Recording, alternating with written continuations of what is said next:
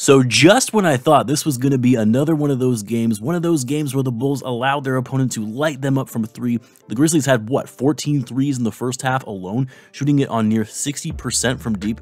There was no doubt in my mind that this game was over. I almost even considered starting to prep for the post-game video because there was no way the Bulls were going to be coming back from a 23-point deficit against the best defensive team in the NBA, a team that was shooting threes like they were the Golden State Warriors.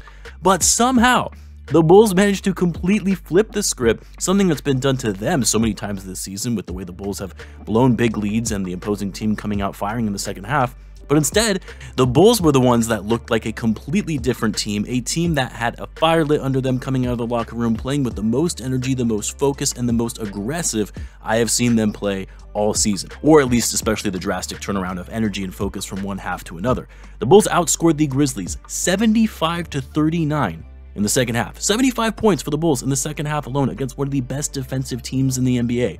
Always feels good against a team that is also super cocky with their dances and dumb shenanigans before every game that they play. But here's the thing that changed this game for the Bulls. It was the defensive intensity, especially when it came to getting out on the perimeter and actually defending the long ball and not leaving some of the best three-point shooters in the NBA wide open for a three. But more importantly than the defensive tenacity in the second half, it was the confidence, the resiliency, and maximum effort that brought the Bulls back into this one. Not only just back into the game, but turning it to the point where the Bulls ended up blowing out the Grizzlies. Like, who would have thought at halftime we would see this game going into garbage time, but it being in the favor of the Bulls with the Grizzlies waving the white flag? What's insane is that the Grizzlies hit 19 threes in this game on 44% shooting from three. The Bulls only went 9 for 31 from three, but still managed to blow out this game. Everything else for the Bulls had to go completely perfect for them to be able to win this one, and it just so happened everything went their way in the second half. Well, not everything. There was that garbage call reversal on that foul challenge on Jaren Jackson Jr., which would have been his 6th with 7 minutes remaining in the game, which clearly looked like a foul, contact on the shoulder on DeMar. No, it gets overturned, and the Grizzlies actually gained some momentum from that call and managed to cut the lead to 3 points. But again, going back to resiliency, fighting through adversity, the Bulls didn't let it get to them. They could have gotten down on themselves, faltered, let the Grizzlies come back and take a win after a bad call, but they remained focused, played smart basketball, played fast in transition, attacked the basket, and forced a lot of turnovers and capitalized off said turnovers. Get this, the Bulls had 29 points off turnovers tonight, while the Grizzlies had 0 points off the Bulls' turnovers. But it also helped that the Bulls only had 1 turnover in this game while forcing 18 turnovers to the Grizzlies. Although the box score said the Bulls only had 1 turnover, but Casey Johnson said the Bulls PR that they had 3 turnovers, which tied a franchise record, so we'll see if that actually gets updated on the box score. But it was by far and away the largest turnover discrepancy of the season for the Bulls, given the fact that the Grizzlies turned the ball over 18 times. But anyway, you talk about some of the energy, some of these unsung heroes that were hugely impactful tonight. Guys like Dosunmu, who were great at pushing the pace and getting down in transition. Derrick Jones Jr. bringing the energy in his limited minutes was a plus 15. And how about Coby White? Man, Coby is working himself into a nice payday come this offseason. Not sure if it'll be with the Bulls or not, although I wouldn't be surprised if the Bulls do offer him an extension with the way that he's closed out the season and just the massive improvement that he's shown in many facets of his game. Dude has been playing consistently well, which has always been the biggest knock on Coby really throughout his career.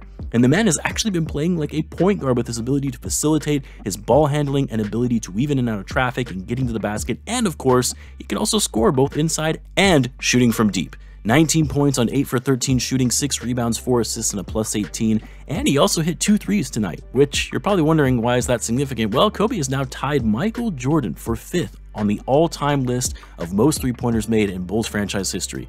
Just tells you how much this game has changed over time in the NBA, with how long, of a career Michael Jordan had with the Bulls compared to Coby White. But anyway, congrats to Coby for accomplishing that feat, and more importantly, having a huge game tonight and helping the Bulls get a big win at the UC. The other piece, obviously this game was controlled a lot by Zach LaVine and DeMar DeRozan. Neither of them had the best first halves, but were instrumental in getting the Bulls back into the game, getting up and down the court, pushing the ball downhill for an M1. And everyone just talks about LaVine and DeMar and their scoring. That's really the main focus, but both of them tonight contributed greatly with their court vision and finding the open man when they were getting double teamed. LaVine had 9 assists in this one, while DeRozan had 7. DeMar had 31 points overall on 11 for 26 shooting, 9 for 9 from the free throw line, 5 rebounds, like I said, 7 assists, 0 turnovers, and a plus 17 on the night. And then Zach LaVine, just continues being so much more efficient when he's on the court than what he was prior to the All-Star break. 13 for 19 from the floor, 3 for 8 from 3, 3 rebounds, and 9 assists. Also, 0 turnovers, 36 points, a plus 25, a very great, efficient game from Zach, and also not losing his composure, making smart plays, not trying to do too much, just calm and collected, help the Bulls and getting back into the game. Vucevic, I would have liked to see the Bulls go to Vucevic a little bit more. I mean, I know Jaren Jackson Jr. is one of the best defenders in the game. He's the best shot blocker in the league and arguably the best rim protector, but only 10 shots, 13 points, 10 rebounds on 6 for 10 shooting. You know, Jaren Jackson did make pretty good work of him, even though, yes, I know Vuce wasn't guarding Jaren Jackson for a good amount of the time. Jackson actually had a great game, putting up 31 points on 11 for 20 shooting, 5 for 8 from 3 to go along with 8 rebounds. But it didn't matter because the Bulls actually were able to get to the hoop with ease in the second half, despite the strong interior defense from the Grizzlies. 29 assists for the Bulls overall. Love seeing that. It usually translates to winning for them. Shot 53% overall. Had 10 more shots than the Grizzlies, which mainly came from the Bulls off turnovers since the Bulls still got out-rebounded by the Grizzlies overall. Oh, and I forgot Patrick Williams. He was a big contributor off the bench. Not only with his three-point shooting, he was 5 for 10 overall from the field, but also getting some big blocks when the Bulls were going on that run in the third quarter. He finished the game with 3 blocks overall, and that third quarter, man, was just insane. The Bulls closed out the third going on a 17-0 run, finishing the quarter with the lead, and they never looked back after that. What a great game. If only we saw this kind of Bulls team throughout the season, but hey, I'd rather see the Bulls put their foot on the gas at the end of the year rather than falling apart like they did last season. Also, this win all but secures a play-in spot for the Bulls. I believe they need the Magic, Wizards, and the Pacers to lose, which at the time of this recording, the Wizards are about to lose to the Knicks, but the Magic are blowing out the Pistons, so they'll likely win that game. Pacers also have the Cavs later on, which will be happening shortly. So for now, it looks like the Bulls will make the postseason. Whether or not they can play into the playoffs is another question, but the 8th seed, that's still a possibility right now, still up for grabs. Anyway, guys, appreciate you all for the support and tuning in, and always be sure to subscribe, and I'll catch you guys in the next one.